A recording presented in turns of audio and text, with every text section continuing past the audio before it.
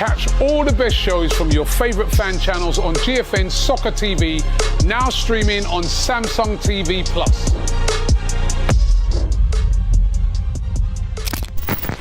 Yes, everybody, welcome back to DR Sports. We are live at 5 to talk about Champions League games yesterday, Champions League games tonight, many games and news coming up in the last 24 hours and everything. Today, I'm joined once again by Abbi. Hi. We'll be talking about her Spurs in a bit, and then also Christian again, live at 5, second appearance on the show. It's great to have you here. Thanks for having me. We've got a lot to talk about. Yesterday was a set of interesting results. Obviously, me, you and Laurie yesterday went through the games predicting some of them, and we thought Liverpool might bounce back. We thought Tottenham might grab a win, and it didn't happen. Well, Tottenham aren't losing. Tottenham aren't losing, but Depends there's what way you a couple close, cracks. though. A couple cracks. Spurs ain't lost in 5, so I don't know. I'm looking at it as glass half full, lads. Like, No, but come on, that performance, Abby. that was rancid. Scammed a win It was against rancid. Bodo Glimt. Rancid. Listen, tough place to go. Arctic Circle, plastic pitch, cold-ish. Are you concerned? Oh, bro. Have you seen, evidence in the past few games that it's concerning? Midfield, there's a problem. He's playing, there's all this talk about Arteta playing a defensive midfield. Frank's playing a defensive midfield. He's not going for it. I think the problem is that Tottenham don't have super creative outlets in midfield, right? Okay, if you think you've got no Maddison, you've got no Kulusevski, you're 2 10s. Xavi Simons, I think, is a little bit lightweight, maybe I'll say. I think he needs a little bit more time to adapt to fast pace of the Prem, albeit last night was obviously Champions League. I would like to see him in a bit more of a central role. I feel like him being out on the wing, he gets a little bit lost at times. Especially with the lack of creativity, that's kind of where I want to see him. But I do understand Thomas Frank in the sense that, you do want to have extra bodies in that midfield. And if you are to put Simons there, who maybe hasn't quite got the physicality, you will opt for having Sarr, who's got the legs, Bergvall, who can, I guess, progress the ball forward, and you would have a Bentancur or a Polinia. My problem is just the lack of creativity for me at the moment. Obviously, I think that's we're one of the conceding things a little that bit more as well. Frank's going to have to, take all managers when you bring in new players. You've got to take time to adjust all of them. But one person who's I think maybe a little bit struggling with that is Arne Slot.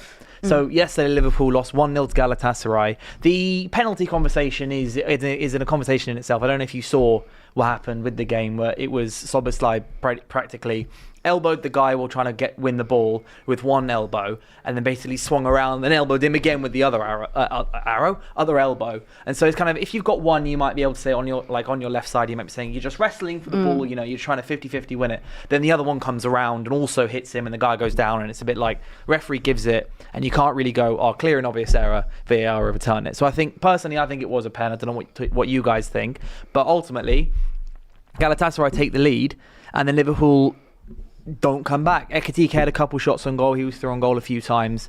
Wirtz had 1 or 2 shots as well, but they never really looked massively threatening. And Jamie Carragher after the game, this is what the point I really want to touch on. Jamie Carragher did not hold any prisoners after the game. He said on CBS Sports, "I'm not watching a top team.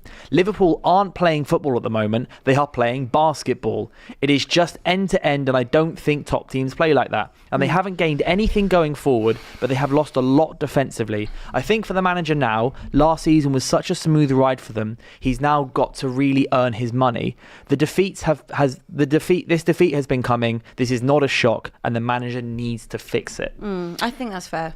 Can I just be completely honest? Go for it. Yeah. I think he's going way too far. I think those comments, I think it's crazy to say. They started the season very well. Cool, they're winning games late. Cool, there's gaps. Cool, there's new signings they need to integrate. Wirtz, there's big questions of. But they've just, what did they win? Their first 7 games and they've lost 2. Yeah. So still a very good start to the season. Okay, there's concerns. Palace, there was concerns. They still could have won that game, by the way. When they came back into it in the second half, their chances to go and win, they ended up losing in the 95th minute, 96th. And yesterday was concerning, but Galatasaray, the atmosphere at that stadium, I don't know if you watched or heard the game. Every time Liverpool had the ball, you can hear the atmosphere. They are notorious for that. 100%. Like, when you go to Turkish grounds in particular. I think the concern is just the performance. Like, if you have a look at those results they were getting with the last minute winners, that can only last for so long. And you're actually evaluating and looking at the team performance. Have they got any better over the last six games in the Premier League, the 2 games in the Champions League? So I think that's where the concern is. It is harsh, but I think that where you want to see a Liverpool side from a Carragher perspective that is obviously dominant and can build on this season, and on top of it, they've spent a lot of money. It's not kind of like last season where I guess they were kind of underdogs in it because they hadn't spent any money. They'd only bought in Chiesa. So that there was no real pressure on them having Arne Slot coming in as his first season. But this season, you're looking to kick on, to build. You've spent your 2 years' worth of transfers in this window. I think it's unfair in the sense that, you know, we do have very high standards when a new player comes to the Premier League. Someone in a Florian Wirtz. I'm not here to necessarily defend him, but it can take time for many a reason for a player to gel into a new squad, into a new system, into a new country. And if you look at Ekitike, he was absolutely great, hit the ground running. Isak, no problem. I just think that it's the bar that Liverpool have set in terms of the performance of last season, it's hard to live up to in a way. And if you don't have a game where you are 10 out of 10 and you're dominant and it's the Liverpool football club that we all know, the style of play, then obviously you are going to get criticism. We're very critical when Arsenal are not at their best, or when Manchester City haven't been at their best. So I still think even though they were getting good result, like they were getting the result, the performances weren't there. 100%. And I think that's what Jamie Carragher and Liverpool fans will be frustrated with. I agree, and I've been saying this as well. Obviously the performances haven't been there, but they've had the results. I just think it's what he said, they're not a top team, is ridiculous. I think he means in the level of performance. I think that's what Arsenal. He means. Arsenal came to Anfield. All right, Arsenal didn't set up right. Liverpool were there for the taking. They beat us. A moment of quality. They didn't concede against us, right? And they beat us. They probably deserved on the run of it to win that day. Do you know what I mean? Liverpool on their day can beat anyone. Cool. Of course. They've added, this is the thing as well, when you spend a lot of money and you add all these players and you take Trent out, who I believe was the best right back in the league. Robertson, obviously his career's coming to an end. You put a new left back in there, a new midfielder, you shoehorn Wirtz into this team, a 2 new strike. Do you know what I mean? Yeah. It's going to take a while to gel. I actually think with all the changes they made, it's been a very good start to the season. Cool, like I said, there's concerns. I just think these comments now, like that from Jamie Carragher, it's over the top. It's way over the top. I think Carragher simultaneously made a very good point and also made a really useless one. And he says that Liverpool haven't gained anything going forward. And you go, well, they have. You've got 2 new strikers. You've got someone like Wirtz who, in theory, can make it back to the top. Like the reason they paid for him is because everyone thinks that hopefully, at least Liverpool think that hopefully he'll become a good attacking midfielder. You've got your forward reinforcements, but I do think he's also right when he said that they've lost a lot defensively. They have lost a lot defensively. And the more I've been thinking about it, obviously Trent Alexander-Arnold was memed for his entire time at Liverpool for being pretty whack at the back, but he was so good with the ball at his feet that I think at times it calmed Liverpool's defence and allowed Liverpool's defence to play like they've been doing before, because Liverpool always had the ball. He retained possession for them so often and got them going forwards all the time. Well, that's what I was going to add to it. Also, you've lost the ability of someone like Trent, who is so exceptional on the ball in the build-up play and picking the right pass, because that is effectively what he was doing from a fullback position as well. Yeah. I do think that it is an oversight, and we are going to keep being repetitive over the course of the season, I'm sure, especially until January if they get Mark Gahey or someone else. But defensively, I think Konate didn't have the greatest game last night either. And when you do look at that, if they do get an injury, then they are in deep water, because they haven't gone and done the reinforcements they actually needed to also do at centre half. So that, for me, will be a problem as the season goes on and fatigue sets in and there's injuries. You never know what can happen. But at the same time, you are looking at 2 new fullbacks coming into that side. You've got a lot of new players. And when any time you have new players, it does take time to gel. That squad under Arne Slot last season was untouched from the Jurgen Klopp season before that. So they had a lot more synchronicity with each other. This time, you're also figuring out how people work. 2 new fullbacks either side. You've got new members, not so much, I guess, in midfield, because you've got Gravenberch and you've got McAllister there. You want to figure out also how to play with a 10, which they haven't done since Coutinho, and you've got a new forward line. Salah also hasn't been at Salah's best this season so far, but that can all change. It can take a while to click in. We are only 6 games domestically into the season. It does take time, and we said yesterday, no team for me has been particularly good.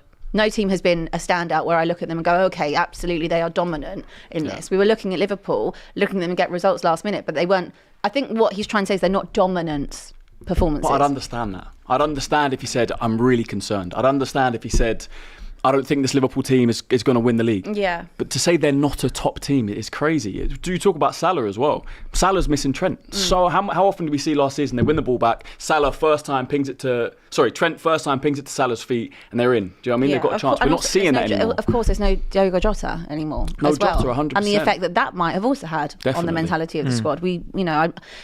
You don't know the depth of that. I mean, of course, it touched everyone in the whole footballing community, but you don't know the depth that would have had on individuals as well within that squad. 100%. And you talk about the defence as well. Van Dijk now a year older. Don't get me wrong, he's been world class for such a long time. But at some point, it's going to catch up with you. You're going to decline at some point.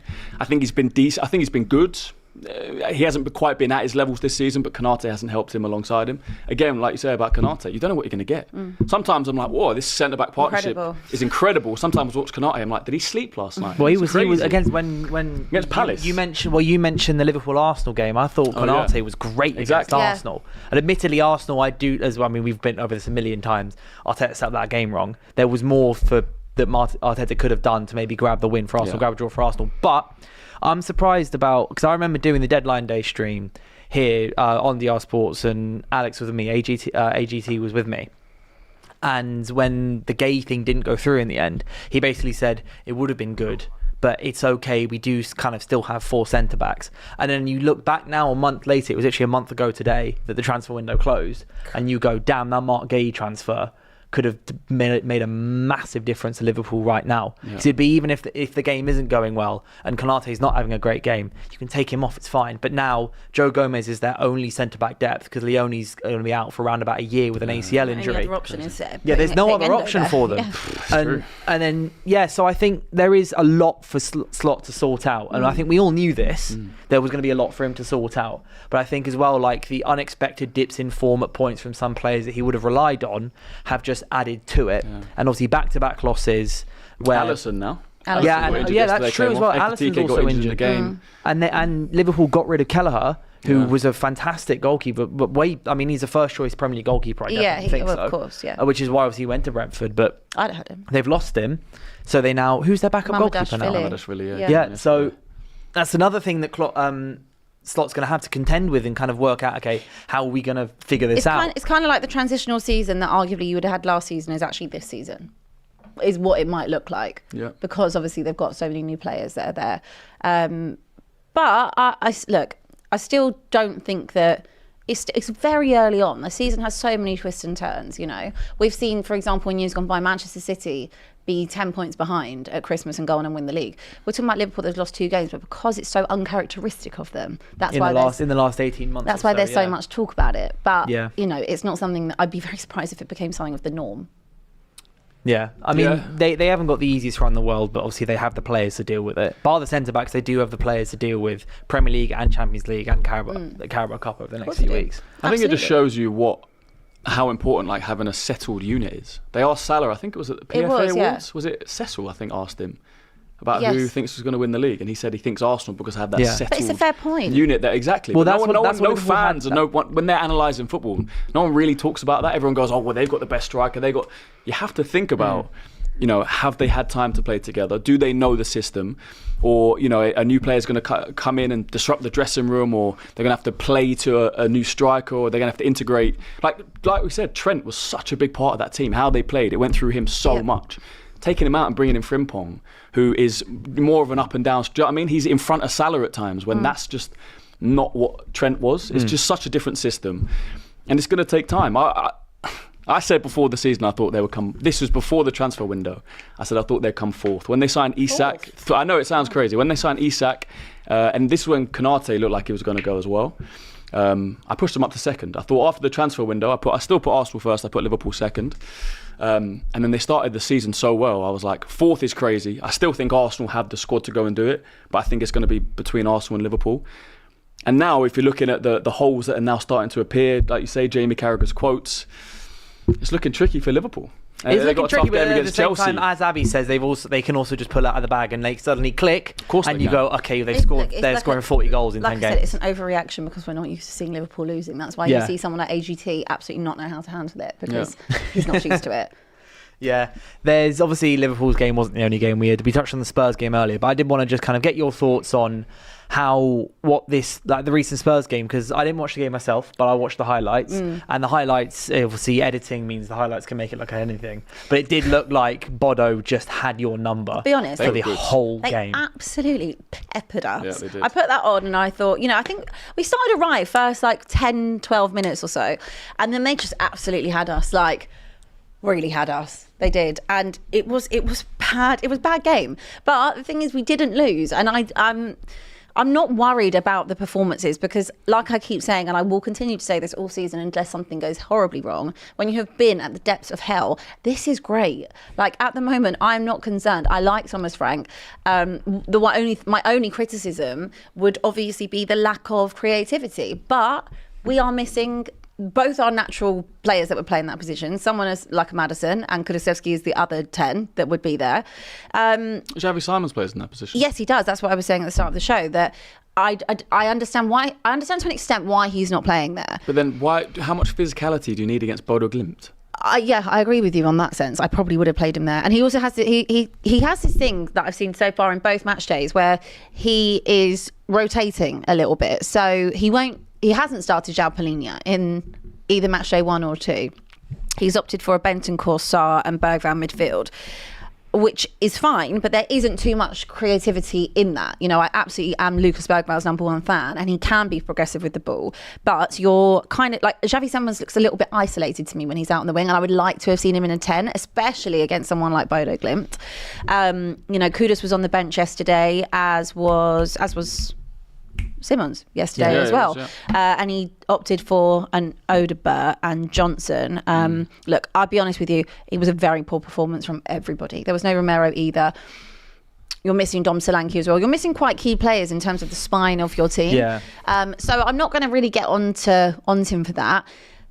We're not losing games. Last season, and actually Glenn Hoddle made a very good point last night on the punditry team. He said last season, Spurs being 2-0 down, you'd have lost the game. The mentality wouldn't have been there to go and get yourself back into the game. Bodo, Brighton, Wolves, I can list you quite a few already.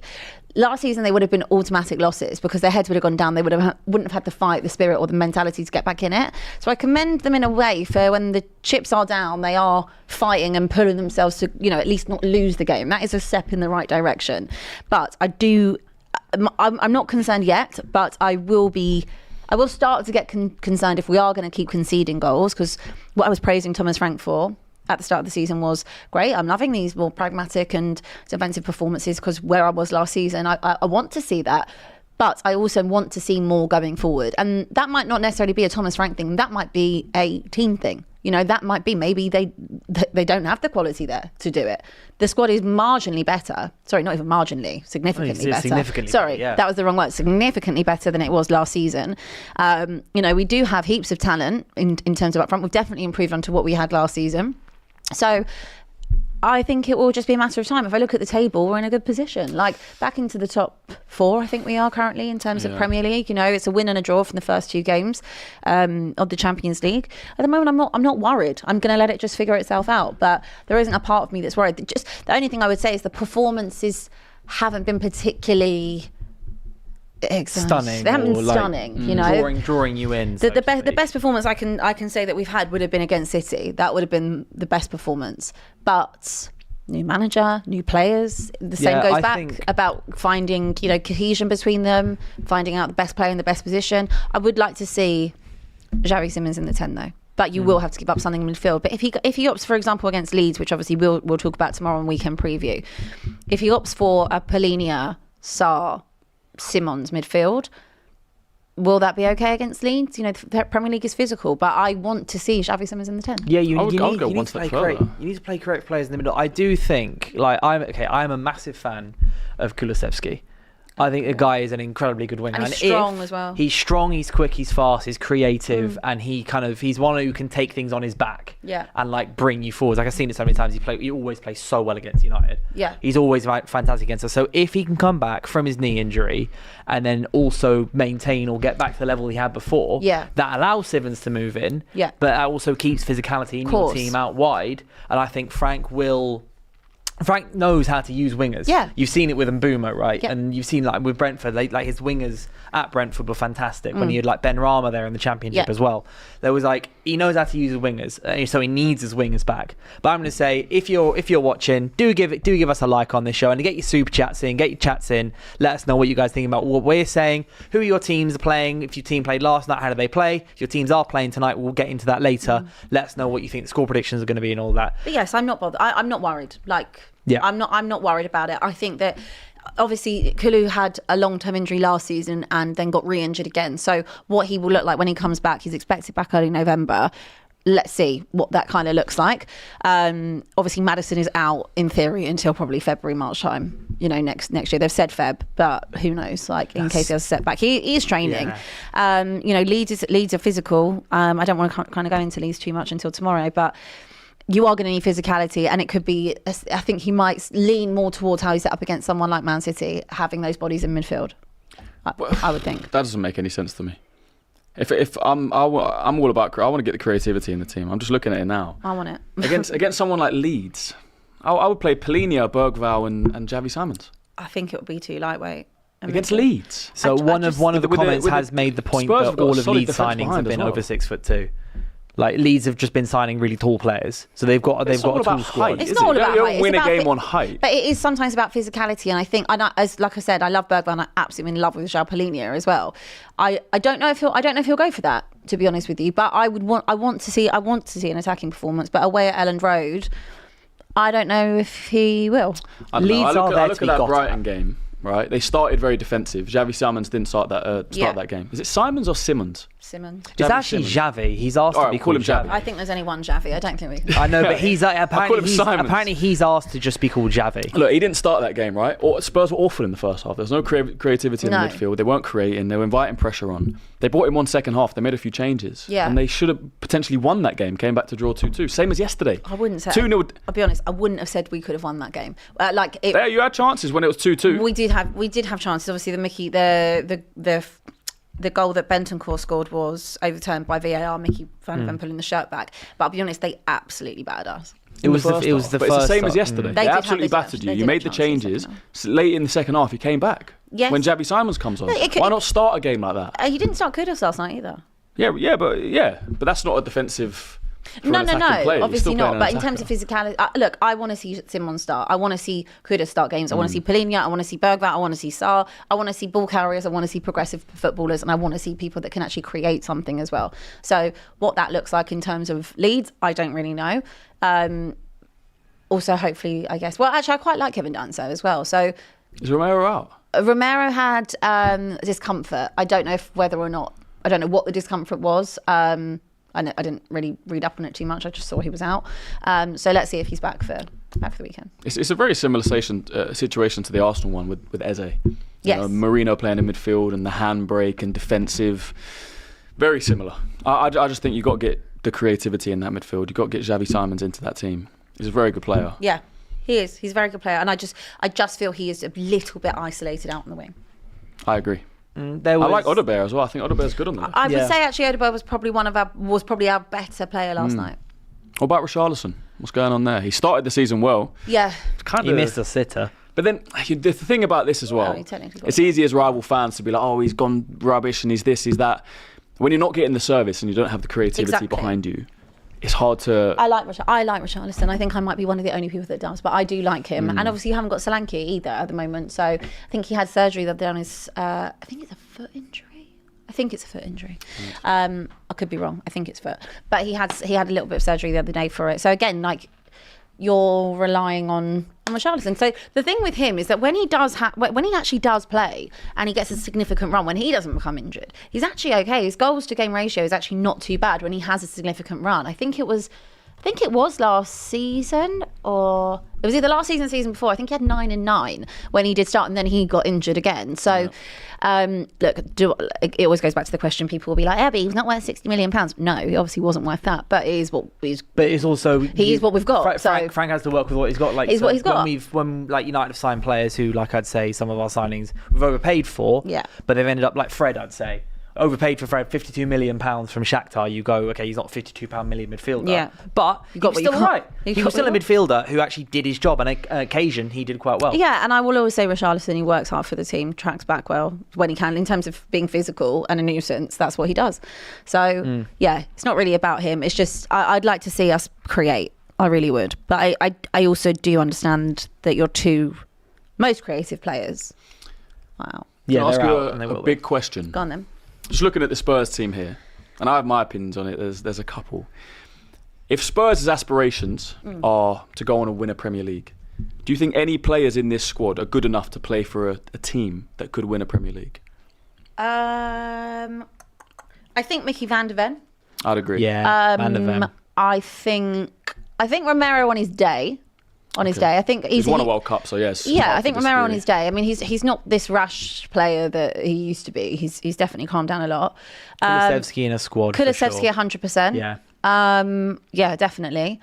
Again, someone probably like a Kudus could be a squad player for someone else. I think that, again, in a Premier League setting, it's maybe too early to say about Xavi Simons. But if we're basing it on prior, then yes.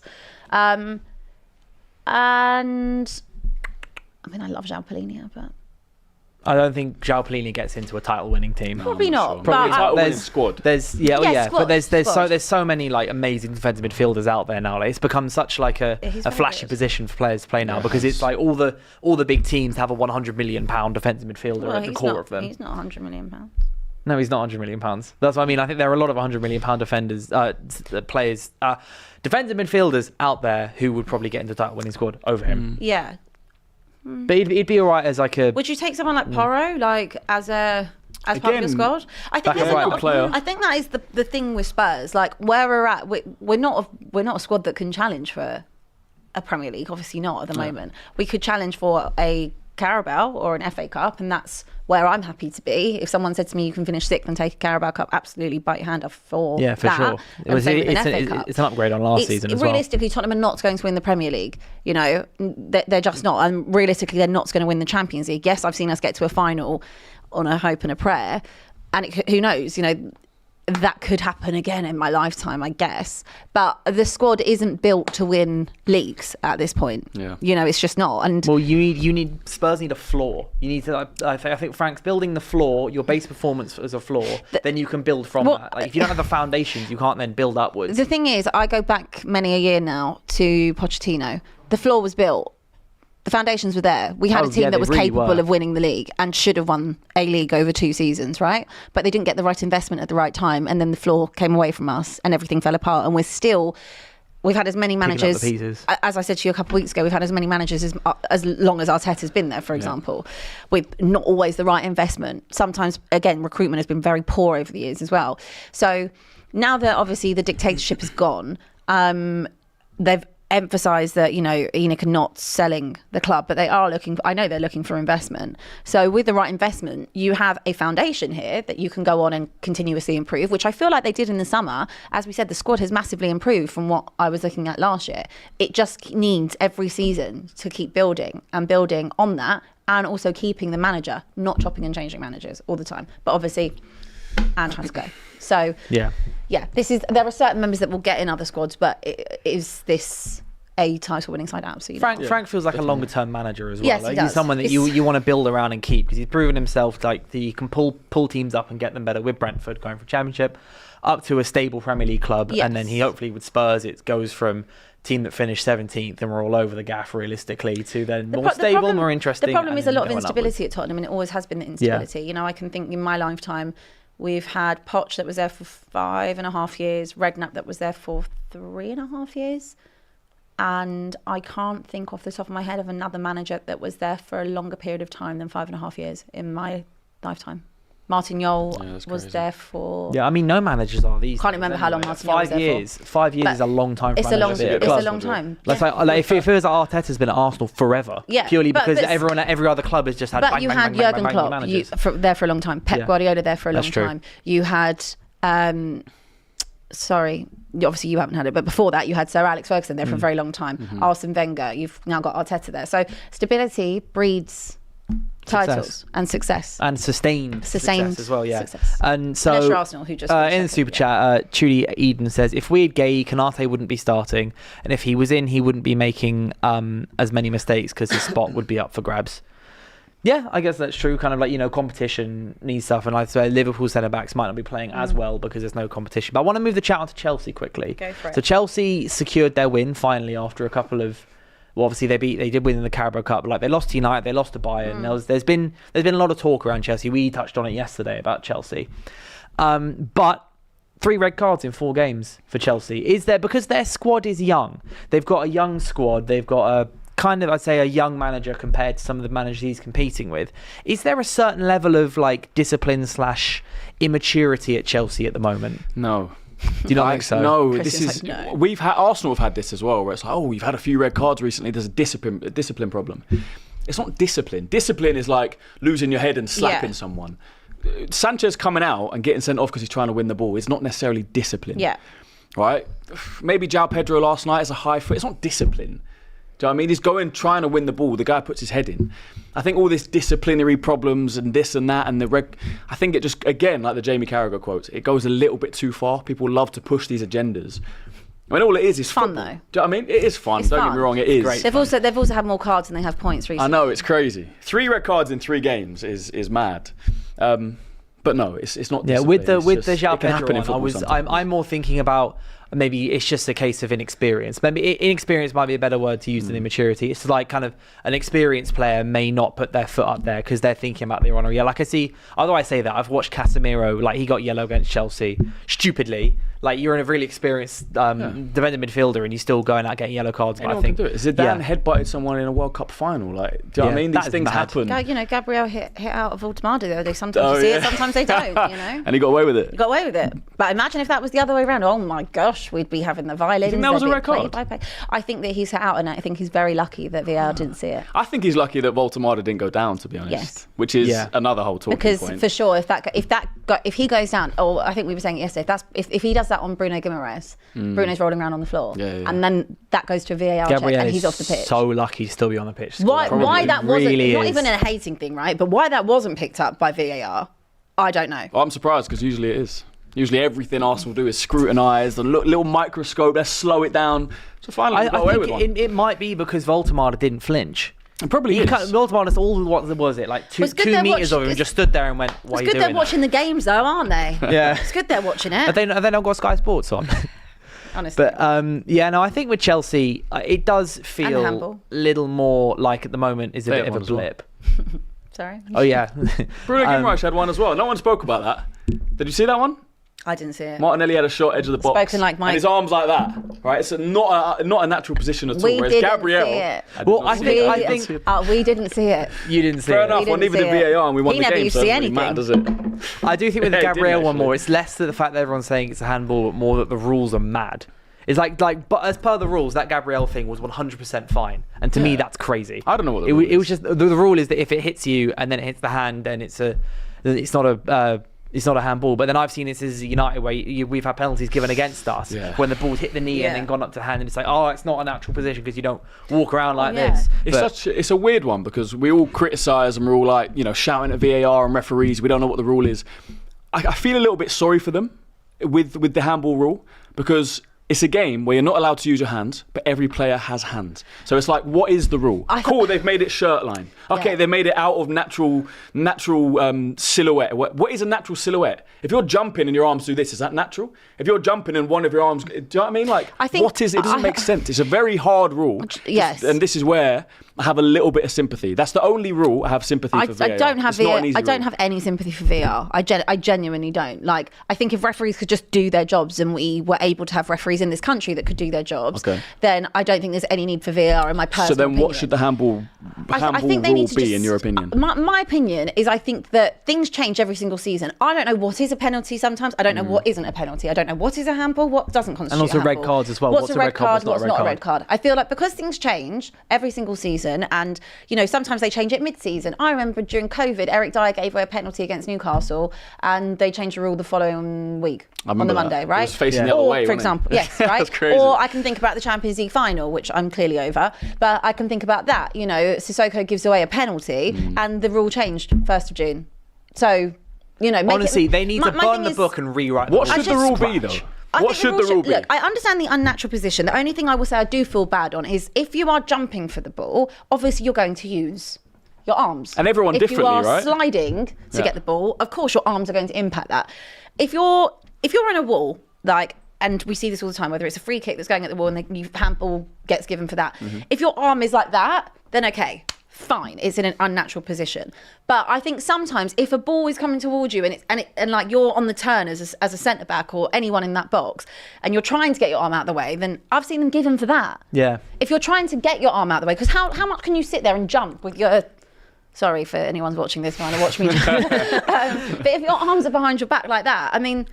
Yeah, you need the momentum. Yeah, it's so weird, isn't it? I don't know if it was last season, the season before, when that rule came into thing, and you just see players like scrambling to be like that and like try and defend. It like kind of throws you off balance because you're actually not thinking about what's going on in the game. You're actually thinking about I've got to make sure my arms are tied behind my back because in case I give away a penalty. Because there was a period of time at the start of the season where there was like penalty. I don't know. I think it's a load of I think it's all rubbish. a bit weird. But the thing with to answer your question about what should the rule realistically be, I think handball is one of those rules where it should be like a judgment call. There shouldn't be necessarily like really black and white lines about it. It should be a judgment call. But the thing is, you can't do that because no one trusts the referees. But that's what I think is a problem as well. This is the referees have been, in my opinion, this season so poor this season. And it's so many. I can think of, like, we covered it on Monday. The amount of like really shocking decisions have been made so far that you can't then go, it's just it's up to the referee. It's the referee's call, like umpire's call, like it is in cricket. Because everyone just goes, well, I don't trust you to make the right decision. If people trusted the referees to make the right decision, their decision would be respected a lot more. Do you know what? If if referees would have been better in the first place, and I get it, it's not really a popular job. It's like being a traffic warden. Like, realistically, you're going to get stick for it, type of thing, if someone gives you a ticket. But I feel like the level and the quality of refereeing in this country in particular is poor. Obviously, we don't watch every single league, every single game across Europe, but if you look at the World Cup, how many times do you disagree with opinions that go on in major tournaments? Not really. Yeah. You don't really. Very rarely you have a talking point when it's a major talking point, World Cup, Euros, etc. I just think the level and the quality, when, we tend to send Michael Oliver as our best referee when, to tournaments and things like that. So if that's the bar, I just think growing up, we did, like, things leveled itself out over the course of a season. Like, they just naturally do. Like, sometimes things will go your way, sometimes they won't. And yes, obviously Spurs have benefited off VAR at times, so have Arsenal, so has every football club. I just think the game was better before VAR came into action. Sometimes you can't even celebrate a goal now. I know. Yeah, because you're just worried the entire time. Watching that Newcastle game the other day, and again, we celebrated, and there's like, oh, wait, hold on, what's VAR said? And then it cuts back and they've kicked off. You're like, oh, okay. It should be for just your clear. Heart's going up and down, yeah. I just think it should be just for clear and obvious things. I agree. Look, I 100% agree that the officiating in this country is dreadful. I think you touched on it as well. It's probably been the worst refereeing start to a season ever. I think we say that every single season. We probably do. It's just getting worse and worse. Because it's always correct. It's always the right thing to say. No, 100% agree. I think the only way you can fix that is you can't have referees that are English.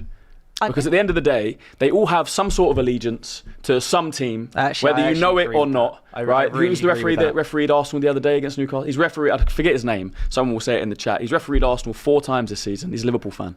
He's not allowed to referee Liverpool. Was it Peter Banks? I don't know what his name is. It's not Peter Banks. Wasn't Peter Banks. He's a Liverpool fan. Self-confessed Liverpool fan. He's refereed Arsenal 4 times. How does that make sense? The only way to do it is have foreign referees that have no allegiances, no ties to any club. That's why you see better refereeing in the Champions League. But he actually is. Jared Gillett. He's the one. Jared Gillett. But isn't he Australian? You're coming for him. No, he's a Liverpool fan. No, but I think he's not English. Well, he doesn't. But he's a Liverpool fan. No, I agree. The main point most of them are northern as well. They're all northern. I totally agree with you. I think he's Australian. Just go to France. I don't think he's English. Go to League 2 in France, right, and go. We need 30 referees to come and referee in the Premier League. Come and referee in the Premier League, and send the English ones to France. Then it becomes a much fairer game. That makes so much more sense. It's infuriating. We've got a couple of super chats here. Davo says, Abiola, when are we bringing back the call-in show? We've got new shows for you coming soon, guys. Just bear with. We have a lot of plans cooking behind the scenes in DR Sports Studio. There's plenty coming in, and we're going to make plenty of changes, especially live at 5 show. There's loads of ideas It's a long old season. There's a lot of time left. Claver Quenzonago says Robbie was like, in UCL you don't play Bodo Glimt. Sorry, what was that? He just said Robbie was like, in UCL you don't play Bodo Oh yes, Glimt. thank you. Who said that? Claver Quengonzo. Claver, can you send that in on tomorrow's weekend preview show, please? There you go. So Abby will make sure that's read out. Clara Bitsy, speaking on Chelsea, says, no excuses. We were terrible last night. Very fortunate to come with a win. Although Liverpool are having a bad patch, I'm expecting a comfortable 3-1 defeat at the weekend. Of course, Chelsea are playing Liverpool, aren't they? Yeah. Yeah, so that's going to be... Is it at Stamford Bridge on the weekend, or is it at Anfield? It is at It's turned Stamford into a bit Bridge. of a big game now, isn't it? It's not a big game. A couple of weeks ago, everyone would say Liverpool 100% are going to win that. Now it's two teams that they've got something they need to win a game. They need to take something. Chelsea have got quite a few injuries, firstly, and they've also had quite a few red cards. So I don't actually know who is. No, they can. Who's available? They can do it. They're missing Palmer, obviously. Sanchez, I think, will miss the game, red card. Who else got sent off in the last one? Chalobah, João Pedro. No, but they was in the Champions League. Yeah. João Pedro will be able to play. I think they got enough to scam a little draw there at Stamford. It's definitely an up in the air game, because also it helps that it's at Stamford Bridge. But Chelsea sometimes haven't performed well at Stamford Bridge. Box of Oranges 84 says, in the last World Cup, an English referee ended the Korea-Ghana match right before a corner kick. I do remember that. I remember that being ridiculous. I remember that as well. KC2K16 says, Resh should start giving interviews. It's overdue. That would be... That would never happen. That would be... You know what I want to see? I want to see the referee match reports being released. I don't think they're released. Oh, they're never going to do that. But I want to know. I want to read them. I'll never forget. Do you remember when Liverpool played Spurs, right? And they went down to 9 men, and Spurs won last minute. Yeah. Yeah.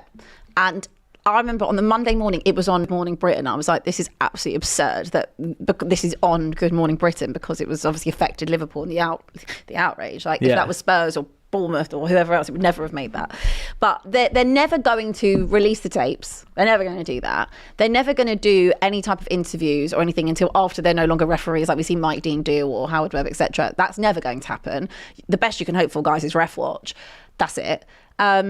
They're too protected. You can't criticise a referee. Yeah, they're so protected. A manager can't criticise it. A player can't criticise a referee, even if they've had an absolute sinker. So on what world do you ever think you're going to hear a referee come out? We can just about get them to explain an on-field VAR decision, which somewhere like rugby has had for many a year. Yeah. So it's just not going to happen, because I think where we're so religious in terms of like football in this country and very tribal, it's like, I think they view it as like a safety thing. Like if a result doesn't go someone's way and they're at the storm of it, it's like the amount of hatred. We all know what social media is like. So I think that is why they do it, to protect them, because they have realistically, these are just normal guys that have a job in a big league. That have never played football, by the way. Yeah, they've never played football. Which is a big problem as well. I don't know if you saw Jay Bothroyd and Dermot Gallagher the other day on Ref Watch. Yeah, I did. They're talking about the Gyökeres one.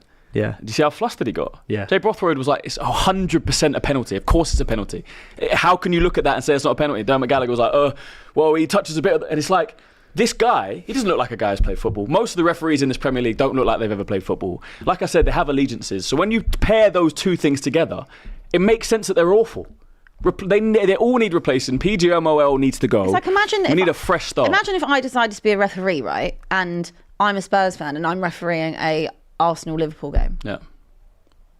Obviously, I'm giving everything to Liverpool, aren't I? Oh, will you? Would you? There would always, I'm sorry, but in every person, everything, there will always be some type of bias back of your mind, if you support a football team. You might not make it obvious, but if there's a 50-50, you're going to go the way that you want. Absolutely, I'm giving it to whatever's against Arsenal. Of course I am. For sure. Yeah. I would do the same. So would you. They should. I definitely would. I'm not giving C anything. But they are meant to not be refereeing teams that are in and around the team they support. They are not meant to be doing that. And if you look, by the way, if you look at, so there's a big list of who all the players, all the referees support. Pretty much all of them are all like League Two teams. And I do look at it and go, are you sure? Yeah, you like suddenly, so most of the Did you just say you support Accrington Stanley to get a good job? And then suddenly everyone supports Leyton Orient. I'm like, do you? But we're just speculating now. Trudy Eden says, as with United in the 90s, a loss is unacceptable. It's the way of thinking you have to embrace to be a champion. Carragher just wants more from Liverpool. I do get it, but I wouldn't exactly put Carragher and champion with Liverpool hand in hand, because he never won a Premier League title. KC2K16 says IMO ex-players should start becoming referees. I get that, but at the same time, the ex-players' legs are gone, so I don't know if they can actually run down the pitch. There's an argument that someone who has played football before should be in the VAR box. That I like. I've always said I think there should be VAR specialists. There should be that. Not the referees on the pitch also being in that the trailer park, wherever it is, the Stockley Park. I think there should be trained VAR specialists, and if that's ex-players, I like that idea. But I think we've only got 15 minutes left, and I do want to talk about tonight's games. Okay, obviously, we got your boys playing Olympiakos. Yeah. We were going through some of the stats last night, and I found this stat from the Arsenal Olympiakos very surprising. It was that Olympiakos and Arsenal played each other 12 times. Arsenal have won 6, Olympiakos have won 6, and there's never been a draw. Wow. And also tonight is a really good chance for Arsenal to potentially go. I know it would require a big scoreline, but top of the league, top of the Champions League. Olympiakos have definitely beat you before, no? Probably at some 6 point. times. That's what I said. Yeah, Arsenal have won 6 and Olympiakos have won 6 are a big Greek 12. team. Yeah, they're massive. Shout out Olympiakos. I've got a little bit of a affinity towards this team. No, yeah, they're a good team, massive team. Like in Greece, they're the biggest. Fans in Greece is the way they support their team is crazy. A little bit like Turkey, obviously quite similar.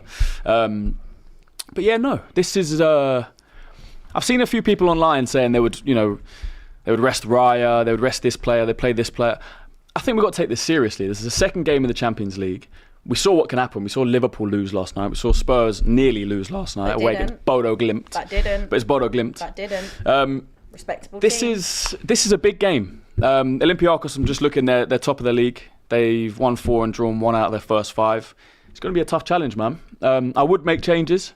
I thought I'd start Raya. I'd play Ben White in this game. I'd give Timber a rest. That guy, he's our best player. Or consistently Timber. This season, I love that guy. So what good. A player.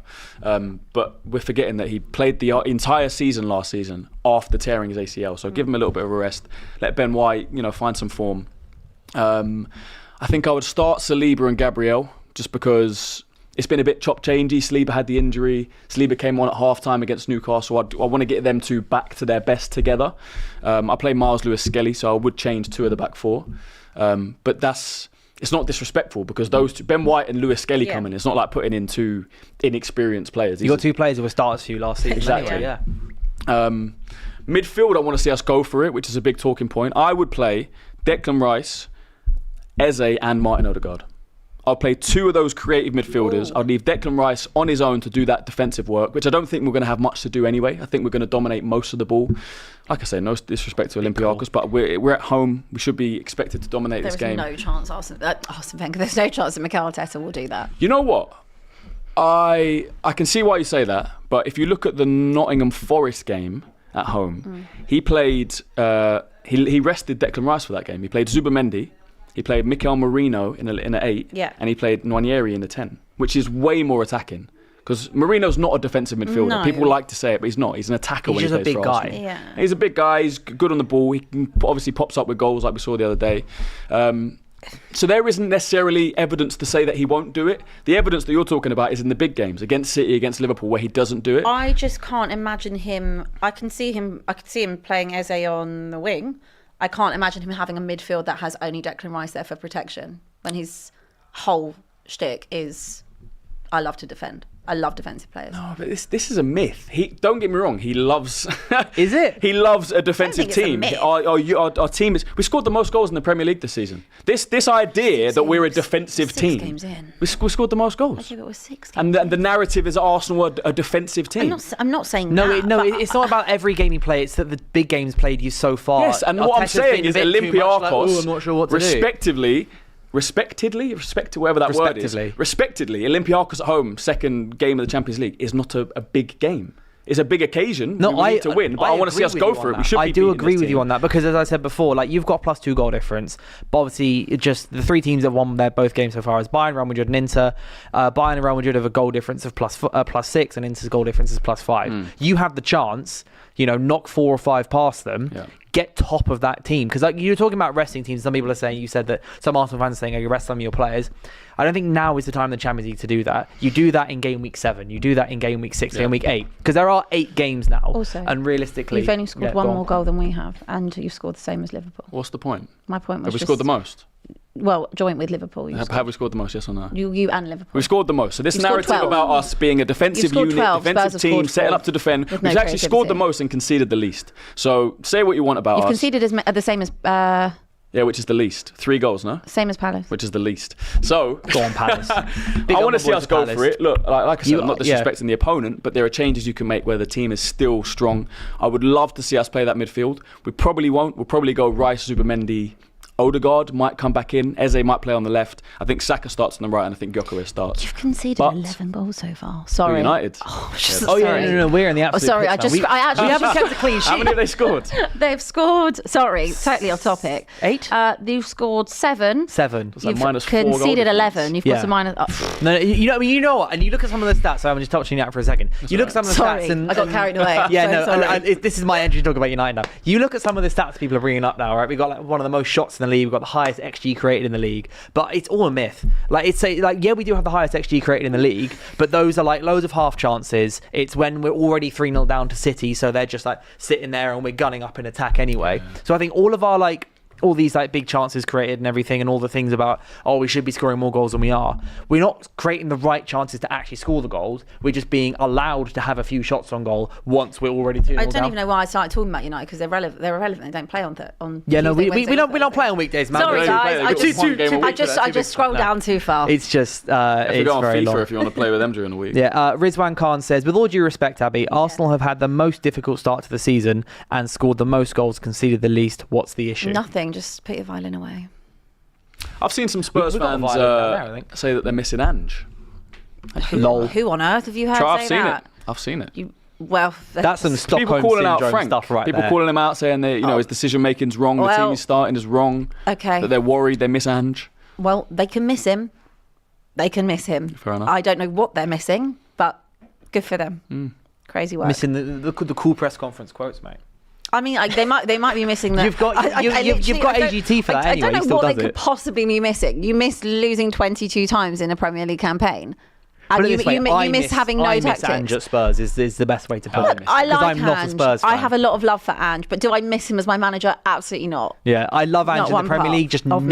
never at Old Trafford, please. Obviously, there are a couple of games going on. Newcastle have just kicked off against Union Saint Gilloise. Or we went through I this told you, yesterday. USG. Set up USG. You've got Nick, well, they've gone strong. Nick Pope in goal, Dan Burns, Sven Botman, their new centre back Thiaw, and then Trippier at the back. You've got Jolinton, Gimraj, Tonali in midfield. The front three of Voltemada, Elanga, and Anthony Gordon. And you've also got the Man City game against Napoli tonight. I think Man City, they're getting into their groove a bit now, aren't they? Monaco, yeah. Napoli's was in the row down on here. Yeah, but City Monaco are. versus Man City away from it. But see, they're getting into their groove. They are. I haven't written them off for winning the league. You can never write off Pep Guardiola. I think the team they've got now, they're looking much better. Defensively, they're looking more solid. I think adding Donnarumma has been a big... Huge one for them. Yeah, massive. Ederson was obviously a very good keeper, but towards the last couple of years, he wasn't the same. I think adding that, a guy that's just a great shot stopper, and we've seen the style of play where it's not so built on playing out from the back, and do you know what I mean? Having it around defence, inviting teams on. It's not about that, and it's not necessarily about dominance in possession. It's different now. I kind of don't know what the plan is at City necessarily yet, which I think is good for them, because everyone had worked out City to an extent. They know that they're going to come, they're going to try and dominate you. Teams are trying to play on the counter-attack, whereas now, you don't really know what you're going to get. I didn't know what we were going to get when they came to the Emirates. They've added Reinders, who's proven to be a very good player.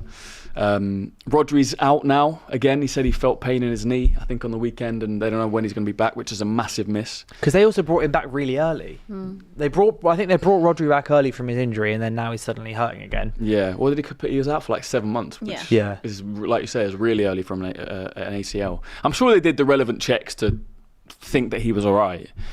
But sometimes you can just aggravate something like that. So, yeah, I'm a little bit worried about City. If these players can... I'm just looking at their team now. When you've got Haaland up front, if Foden can find form again, is player of the year 2 years ago, Savinho, Bernardo Silva, they have so much quality in that team, and they have the best manager in the world. That's why I'm never writing them off. Yeah. If they can get... And they finished third last season. People I think in a lot of people's minds, it's like they had the worst season ever and finished 8th. They also got to a Carabao Cup final. Was it Carabao or FA? Well, we beat them in the FA Cup final last season, and then Liverpool lost in. No, you are right. They got to the FA Cup final. Palace beat in the City FA Cup final. So they got to an FA Cup final and they finished third.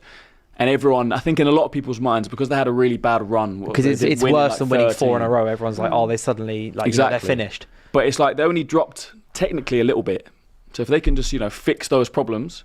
They've added, obviously, some depth to the squad. Doku now is looking particularly He's good. downloaded the goal and assist package, Mate, Doku he's a has. good He's player. suddenly, like, his final ball suddenly got, like, so much better in the last few weeks. It has. For me, it's Haaland. It's just, I look at him and go, oh, he's being scary again. Like, I was watching him against United, and it was just kind of, when Haaland, the running technique he has, where he just kind of, with his arms and legs are all in the air, and it's just like, I can't believe that's coming towards you. I don't know if you guys saw the story a couple of weeks back where Haaland ended up getting like a big cut on his head because he was trying to run for a bus, and the bus driver closed the door just before Haaland got there. And I'm thinking, if I'm a bus driver, and Erling Haaland's running towards me, I'm closing the door and running. The guy, like, when he runs that full pelt, it's terrifying. And the centre backs and the goalkeepers, if he's back to his best, he's on 100 and something goals already for Man City. Yeah. He's like he might end up their second top scorer after this season. He's like 40 goals from it. But you can't write him off, but ending up just below Sergio Aguero in their all-time top scorer list after just a few seasons. I think it's on Pep to find a way to get him back to his best. He wasn't even bad. Like, he scored 22 goals last season in the league, and we're talking like he was some meaty striker. Like, this guy's obviously a quality player. Pep is a football genius. Like, I'm sure he's got plans.